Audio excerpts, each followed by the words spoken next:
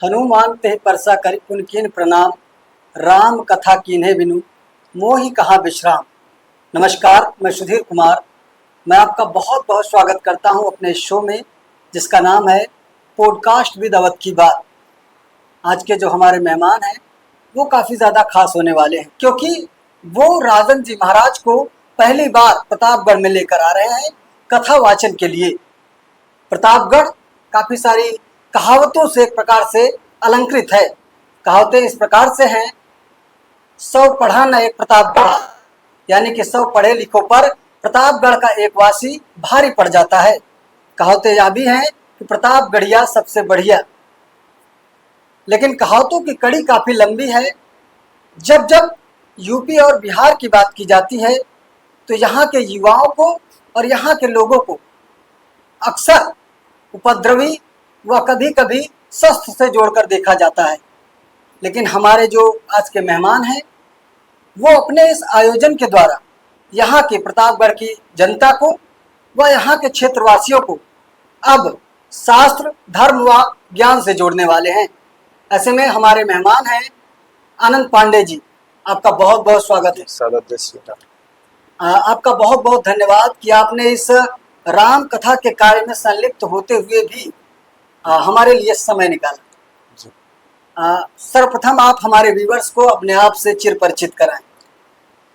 जी, आनंद पांडे नाम है, ग्राम परालुपुर में पैतृक निवास है, मुंबई में रहता हूँ, छोटा व्यवसाय है और माता पिताजी, भाई बहन और पत्नी है बस। आनंद जी, जो ये आप बड़ा आयोजन कर रहे हैं, भव्य आयोजन कर रहे हैं जी, इसमें आपको क्या लगता है कि किस तरह की प्रतिक्रियाएं मिलेंगी आगे चलकर और कैसा कार्य होने वाला है? कोई भी आप धार्मिक कार्य करेंगे तो प्रतिक्रियाएं अमूमन अच्छी होती हैं और बहुत अच्छा रिस्पांस भी मिल रहा है लोगों में। पूरे श्रोता जितने हैं सब प्यार दे रहे हैं, स्नेह दे रहे हैं कथा को लेकर। और आगे भी चल के ये है कि अभी ऐसे ऐसे कार्य होते रहेंगे, लोग धर्मार्थ से जुड़ते रहेंगे सब। बिल्कुल, एक शुरुआत आपने कर दी है। अब आगे भी चलकर सनातनी और धर्म के कार्य में एक लंबी लाइन लगने वाली है जी। तो ऐसे में आप ये बताइए कि इस कथा के जो मुख्य यजमान है वो कौन होने वाले हैं? श्री हनुमान जी महाराज, माता पिताजी। माता पिताजी। पिताजी का नाम क्या है? श्री अजीत कुमार पांडे। ये बात बताइए कि रघुराज प्रताप सिंह और राजा भैया इस आयोजन के संरक्षक बनाए जा रहे हैं, जैसा कि बैनर्स में हमने देखा। माननीय राजा भैया से आपका किस प्रकार का संबंध है? माननीय राजा भैया का संबंध अभी राजा है हमारे यहाँ की, सरकार है हमारे और पिता तुल्य है हमारे। तो एक पिता और पुत्र का, राजा और प्रजा का जैसा संबंध होता है वैसे संबंध है। बहुत मधुर संबंध है। संबंध उसको नहीं बोल सकते हैं, अब पारिवारिक रिश्ते हैं। हमारे घर के मुखिया हैं, हमारे परिवार के जो कुंडा विधानसभा, बाबागंज विधानसभा मुखिया है। यही नहीं, अभी तो पूरे उत्तर प्रदेश में भी हम लोगों का अच्छा हुआ है महाराज जी का। बिल्कुल, जब बात होती है प्रतापगढ़ की तो कुंडा से प्रतापगढ़ पहचाना जाता है। तो ये बताइए कि राजन जी महाराज से कथा कराने हेतु आपको प्रेरणा कैसे प्राप्त हुई? अवध नगरी आती है ये, और राजन जी महाराज का जो भाषा शैली है अवधी और बिहारी भोजपुरी, उसका मिश्रण है। तो लोगों को अट्रैक्ट बहुत अच्छा से करता है, जैसे बच्चे हों बूढ़े हों सबको अट्रैक्ट करता है, समझ में आती है। उनकी कथाएं बहुत सरल और सीधी होती है। आनंद पांडे जी, ये बताएं कि सर्वप्रथम आपका राजन जी महाराज से साक्षात्कार कब हुआ, कब वो आप उनसे मिले? 2022 में उनसे मुलाकात हुई, गोवा में कथा के दौरान से मुलाकात हुई थी महाराज जी से, और वहाँ पे बहुत अच्छा स्नेह मिला। वहीं से मिलने के बाद ही कथा का महाराज जी ने व्यासपीठ से ही, आपने देखा होगा वीडियो के जरिए कि करवा चौथ के अगले दिन से कथा होने वाली है। बिल्कुल। आनंद जी, ये बताएं कि जैसा कि आपका उनसे साक्षात्कार मिलता है, आप इस आयोजन के लिए उनसे एक प्रकार से अनुमति लेते हैं जी, तो क्या उस बीच कोई ऐसी कड़ी रही जो कि आपके मन को भा गई हो, जो आपके हृदय में अंकित हो गई? महाराज जी का स्नेह जो भाव था, जो श्रृंगेरपुर का नाम लेके और राजा भैया का नाम को सुनते ही उन्होंने जो बोला कि अभी कुंडा के क्षेत्र में हमको कथा कहनी है, ये अच्छा लगा कि हमारे माननीय जी का नाम सुनते और केवट जी का यहाँ पे श्रृंगेरपुर का नाम सुनते वो बहुत हो गए। उन्होंने ये बोला कि जो उनकी डेट आप देखेंगे तो 4 से 5 साल 6 साल का वेटिंग चल रहा है, इंतजार करना पड़ता है। अच्छा, आज के 3-4 साल पहले ही आपने डेट? हाँ, 2025 में करेंगे तो 2030 के आसपास आपको डेट मिलेगी। लेकिन उस समय ऐसा था कि महाराज जी ने ये बोला कि आपको बाबू कौन सी डेट चाहिए, अब आप अपनी तरफ से बताइए। तो ये डेट प्रस्तावित हुआ था फिर। राजन जी महाराज से जैसे कथा करवाया जाए तो क्या प्रोटोकॉल होते हैं, उनसे कैसे भक्त जुड़ सकते हैं, उनकी अनुमति कैसे ले सकते हैं कथा वाचन? प्रोटोकॉल ऐसा कुछ नहीं होता है। अभी क्या है कि देखिए, राजन जी महाराज अंतर्राष्ट्रीय कथावाचक हैं, संख्या बहुत ज़्यादा होती है, जिसके लिए शासन प्रशासन से अनुमति तो लेना ही पड़ता है। और सरल है, स्वभाव है उनका, कोई ऐसा वो नहीं है कि बहुत सारी चीज़ें, कथा है तो सब नियम धर्म से ही चलते हैं सब, बाकी उससे कुछ है नहीं। अच्छा, ये बताइए कि राजन जी महाराज से कथा करवाने के लिए जो भक्त होते हैं, जो एक प्रकार से आयोजक होते हैं या फिर जो एक प्रकार से श्रोता होते हैं, जी। जब एक व्यक्ति उनसे जाता है, कथा हेतु अनुमति लेता है, तो उसको आर्थिक रूप से किस तरह से समर्थ होना चाहिए? ये कथा कराने के लिए आर्थिक रूप से सामर्थ्य नहीं होना चाहिए, भाव होना चाहिए। और पूजा पाठ में भाव होता, आर्थिक रूप नहीं आती। कथा करते और कराने वाले सब रघुनाथ जी। बिल्कुल। आपका भाव देखना चाहिए, आपको भाव कैसा दिखता है, ये होना चाहिए। आर्थिक रूप उसमें नहीं, कहीं नहीं आता है। बिल्कुल। आपको इस विराट आयोजन से यदि कोई सहयोग देना चाहे, आपके इस विराट आयोजन में काफी सारे लोग जुड़ भी रहे होंगे, जैसा कि सोशल मीडिया और अदर प्लेटफॉर्म्स पे देखने को मिल रहा है जी। तो ये बताएं कि आपसे जुड़ने के हेतु व इस कथा में सहयोग देने हेतु किस प्रकार से लोग जुड़ सकते हैं, उसके संसाधन क्या होंगे? देखिए, ये कथा जो है महायज्ञ है। इसमें मैं तो चाहता हूँ अगर घर से कोई एक मुट्ठी चावल भी लाके महायज्ञ में समर्पित करे तो मैं तो चाहता हूँ सब हिस्सा बने इसका। और जैसे बहुत अच्छा प्रतिक्रियाएं आ रही हैं समाज से, हमारे जो ये बाबागंज कुंडा विधानसभा के जो जितने प्रतिनिधि हैं, प्रधान हैं, सब अपनी अपनी तरफ से क्षेत्रों से अपनी बस कर रहे हैं, कार्य कर रहे हैं। जो असमर्थ हैं आने के लिए, उनके लिए अब ये भी तो एक तरीके से ही सहयोग हुआ। और दूसरी चीज़ है कि अगर किसी को और भी करना है तो जैसे प्रसाद वितरण हुआ, बहुत सी चीज़ें हुई, कोई तन से मन से मतलब सहायता हो सकती है, ऐसा कुछ मैंने किसी को रोका, क्योंकि मेरे घर की कथा नहीं है, इसमें कुंडा विधानसभा, बाबागंज विधानसभा, पूरे क्षेत्रवासियों की कथा है। आनंद पांडे जी, कथा में आपका ये चेहरा भी काफी ज्यादा चर्चित हो चुका है, क्योंकि राजन जी महाराज से और प्रतापगढ़ में सर्वप्रथम आप ये कथा करवा रहे हैं उनकी, आप उनको प्रतापगढ़ में ला रहे हैं कथा वाचन हेतु, तो आप भी एक प्रकार से काफी ज्यादा प्रख्याति पा रहे हैं। तो इस बीच कार्यक्रम का शेड्यूल क्या होने वाला है, सारणी क्या होने वाली है इस कार्यक्रम की? 10 अक्टूबर को कलश यात्रा रहेगी और लगभग 8 बजे से हम लोग यहाँ से कलश यात्रा का महाराज जी जो पोथी दिया जाता है मुख्य यजमान को, देने के बाद कथा प्रस्थान करेगी तो बेती कोठी जाएगी। वहाँ श्री हनुमान जी महाराज के पास राजन जी महाराज, वहाँ पूजा पाठ होगा। राजा भैया मुख्य संरक्षक जो है कथा के, वहाँ पे रहेंगे, स्वागत करेंगे। उसके बाद हम लोग जो भी प्रस्तावित है कि हथगुआ, अहिबरनपुर, किलानापुर होते हुए सिंगवेपुर जाएंगे। एक चर्चा और भी काफी ज्यादा बहुचर्चित है, लोगों में एक प्रकार से चर्चा का विषय बन गई, हेलीकॉप्टर से पुष्प वर्षा। जी, श्रद्धालुओं पे इस पे क्या हेलीकॉप्टर से पुष्प वर्षा करा के उनका स्वागत किया जाएगा। जितने भी श्रोता हैं, श्रद्धालु हैं जो आएंगे, उनके ऊपर स्वागत किया जाएगा पुष्प वर्षा से। हम ये जानना चाहेंगे कि आनंद पांडे जी के मस्तिष्क से ये विचार, एक अलग यूनिक प्रक्रिया है, तो ये कैसे आया? नहीं, ये विचार अभी क्या होता है कि अभी कुछ चीज़ें ऐसी हैं कि जिससे थोड़ा अट्रैक्ट किया जाए।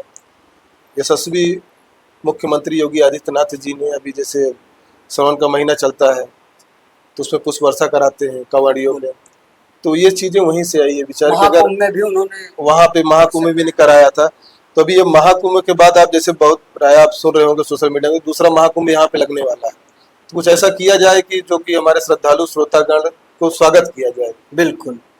ये बताइए कि जैसे कथा हेतु ये बताया जा रहा है कि 70 से 80 बीघा जमीन जो है वो एक प्रकार से खाली पड़ी है, तो इसमें ग्रामवासियों की भी जमीन होगी? जी, सब ग्रामवासियों की जमीन, किसान की जमीन है सब। तो इस हेतु आपने उनको एक प्रकार से एग्री कैसे किया, उनसे अनुमति कैसे ली? नहीं, हमने कोई एग्री उनको नहीं किया, खुद आके उन लोगों को बोला, स्वेच्छा से, बहुत खुशी से, उसके साथ साथ पूरा तन मन से लगे हुए हैं सब। कथा पहले प्रस्तावित थी सिंगवेपुर के में घाट पे, वहाँ कंस्ट्रक्शन के कारण जगह नहीं मिल पाई। उसके बाद ये लोगों ने बोला कि हमारी ग्राम सभा की कथा है यहीं पे ही रहेगी और निःशुल्क, किसी ने धान की रुपाई तक नहीं, अभी जो रुपाई भी किया हुआ है, अभी ग्राफ बढ़ता जा रहा है कथा का, यहाँ से लेकर लखनऊ तक बात पहुँच चुकी है। तो ये हो रहा है कि जिसने रुपाई भी किया वो भी निःशुल्क अभी देने के लिए तैयार, जिनका लागत भी लग चुका है। क्योंकि यहाँ की जमीन काफी ज्यादा बहुमूल्य है। ये कहा जाता है कि धान आदि के लिए यहाँ जी। की खेती काफी ज्यादा संपन्न बताई जाती है। निमंत्रण देने की क्या क्रियाविधि चल रही है?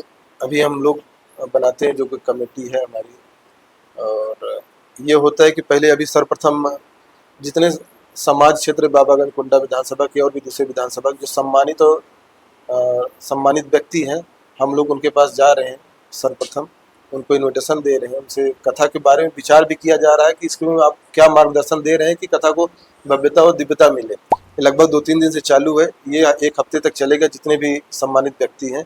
उसके बाद हम लोग घर घर तक जाएंगे, जिसके पास यूट्यूब नहीं है, सोशल मीडिया नहीं है, बहुत सी चीज़ें नहीं है, तुमको घर घर जाके हम उनको ये बताना है। अब हर घर में ऐसा रहेगा कि जैसे जिस ग्राम सभा में हम जा रहे हैं, तो वहाँ का प्रधान, वहाँ का प्रतिनिधि, जो सम्मानित व्यक्ति जिसको अभी हम लोग मिलने जा रहे हैं, वो साथ में रहेंगे, परिचय कराएंगे। उसके बाद हम उनको बताएंगे ऐसी कथा है हमारे यहाँ पे राजा जी महाराज की, राम की मर्यादा पुरुषोत्तम की कथा है, आप आइए एक बार श्रवण कीजिए। बात यह भी चल रही है कि गांवों में जहाँ पर देव स्थल है, वहाँ पर लोग अलग अलग तरीके से हवन आदि कर रहे हैं इस आयोजन को सफल बनाने के लिए। जी, अभी कुछ जगहों से फोन भी आ रहे हैं हमारे कि कथा को सफलतापूर्वक संपन्न कराने के लिए हवन भी होने वाले हैं, हवन भी कराया भी जा रहा है। तो ये आगे आपको सोशल मीडिया के दिखाया भी जाएगा, आपको देखने को भी मिलेगा। तो क्या ग्रामीण जिद करते हैं कि आनंद भैया इस आयोजन में आइए ताकि आपको भी आशीर्वाद मिल सके? जिद नहीं, वो मेरा सौभाग्य होता है कि हम उनके यहाँ पहुंचे, उनके यहाँ का हमारे ही है, ये मेरा सौभाग्य, उनका जिद नहीं है। नहीं, बिल्कुल जिद वही कर सकता है जो आपसे एक प्रकार से पारिवारिक रूप से जुड़ा हो। हाँ, जाते हैं हम लोग, मिलते हैं, ऐसा कुछ नहीं। आप इस बृहद व विराट आयोजन से प्राप्त कीर्ति के पश्चात क्या आप या आपके परिवार का कोई राजनीति में कदम रखना चाहेगा? जी नहीं, ऐसा कुछ नहीं, कोई सौभाग्य। अर्थात इस आयोजन का इस राजनीति से कोई संबंध नहीं? कोई दूर दूर तक कोई संबंध नहीं, अगर आएगा भी तो अतिशयोक्त होगी, इसको सिवा दूसरा कुछ नहीं है। आनंद पांडे जी, ये बताइए कि जैसे आप एक सनातनी परिधान पहनकर समाज के बीच जा रहे हैं, तो इस बीच आपको किस प्रकार का अनुभव होता है, किस प्रकार की अभिव्यक्ति होती है? क्योंकि सनातन परिधान और नॉर्मल परिधान से थोड़ा सा अंतर बन जाता है, उस तरह के वस्त्र सनातनी, तो आपको कैसी अभिव्यक्ति होती है? अभी आप सनातनी बोल रहे हैं, लेकिन मुख्यतः परिधान हम लोगों का यही है। बिल्कुल बिल्कुल। अभी मॉडर्न तो अभी से आया, जब से अंग्रेज लोग आए थे। इससे ये होता है कि अभी आप फोटो देख रहे होंगे तो दोनों में आप देखिए कौन सा अच्छा लगता है, कौन परिधान में। नहीं, परिधान तो सात्विक और सनातनी ही अच्छा तो लगता बस है। वही है, सब वही पहने। क्योंकि हमने देखा तो इंस्टाग्राम पर एक रील काफी ज्यादा वायरल है, जब प्रयागराज में एक कथा के बीच राजन जी महाराज आपका नाम लेते हैं, एक प्रकार से आपको धन्यवाद भी ज्ञापित करते हैं उसमें, और आप एक टी शर्ट में एक बाहुबली युवा के उसमें बैठ जाते हैं और देखते हैं तो मतलब डोले शोले दिखते हैं, और अब एक अलग परिधान देखने को मिल रहा है, सात्विक परिधान। देखिए, वो जो फोटो था मुंबई का था जी, महाराज जी कथा मुंबई में चल रही थी, तो जैसा देश वैसा भेष। जैसा देश वैसा भेष। बिल्कुल। अभी हम अवध में बैठे हैं तो अवध वाला भेष हो गया है। बिल्कुल। आप ये बताइए कि आपके इस आयोजन के संरक्षक हैं राजा भैया, जनसत्ता दल के संस्थापक हैं। जी। राजा भैया हैं, तो जनसत्ता दल या राजा भैया से जिनकी व्यवहारिक और एक तरह से उनसे जो जुड़ी हुई नाराजगी है, जो उनके विपक्षी हैं, क्या उसका असर इस कथा या इस आयोजन पर देखने को मिल सकता है? देखिए, राजा भैया का व्यवहारिक तौर से नाराजगी तो उनका पर्सनल किसी से है नहीं। अब कोई मन में ईर्ष्या बना के बैठे तो एक अलग बात होती है। इतने सरल और धार्मिक व्यक्ति हैं कि मुझे कभी कभी ये लगता है कि कोई कैसे उनसे ईर्ष्या द्वेष भाव रख सकता है। तो ये कथा से कहीं भी ये नहीं, कथा की उनको आने से, उनको संरक्षण में होने से दिव्यता और भव्यता बहुत मिली है। अब ये कथा यहाँ से लेके, अब पहले ये था कि स्टेट स्तर की कथा है, प्रदेश स्तर की कथा है, अभी तो राष्ट्रीय स्तर की कथा हो रही है। जैसे मान लीजिए आप बता रहे हैं कि 3 साल से लगभग इसकी तैयारियां चल रही हैं, तो क्या इस बीच आप यहाँ पर आते रहते हैं या कंटिन्यू यहाँ रह रहे हैं, किस प्रकार? जब से हमने कथा लिया है, ऐसा कोई महीना नहीं गया है जिस महीने में मुंबई से यहाँ आना ना होता। वो आने के बाद रामकाज में ही लगना है और कथा की तैयारी तभी कथा की तैयारी करना है। एयरपोर्ट उतरते उसके बाद यहाँ पे आने पे कभी कभी भोजन भी नसीब नहीं होता, ये होता है चलो रामकाज में लग जाते हैं। अच्छा, ये बताइए कि जैसे कि यहाँ के जो मार्ग हैं वो एक प्रकार से देख रहे हैं तो नवीन रूप से प्रशस्त किए जा रहे हैं, नवीन रूप से उन पर फिर से गिट्टी डालकर उनको नव निर्माण हो रहा है। जी। तो इसमें आपको किसका सहयोग मिल रहा है? सहयोग नहीं, माननीय रघुराज प्रताप सिंह राजा भैया सरकार का ही है, और सहयोग नहीं है, वो उनकी तरफ से है सारी चीज़ें। अभी क्या होता, बारिश हुआ था, बारिश में आप भी जानते हैं सड़कें अस्त व्यस्त हो जाती हैं। अब आने जाने में ऐसा लगा कि अभी पूरा आप 10 दिन 5 दिन बाद आएंगे तो सड़कें आपको यहाँ तक, मतलब खिदीपुर से लेके इब्राहिमपुर तक, ये सब पूरी चीज़ें आपको सम्मान अच्छे से मिलेगी। कथा के आयोजन संरक्षक महाराज जी यानी कि राजा भैया जी ये संरक्षक हैं, तो आप उनसे जब मिले तो उनकी तरफ से आपको क्या आश्वासन मिला?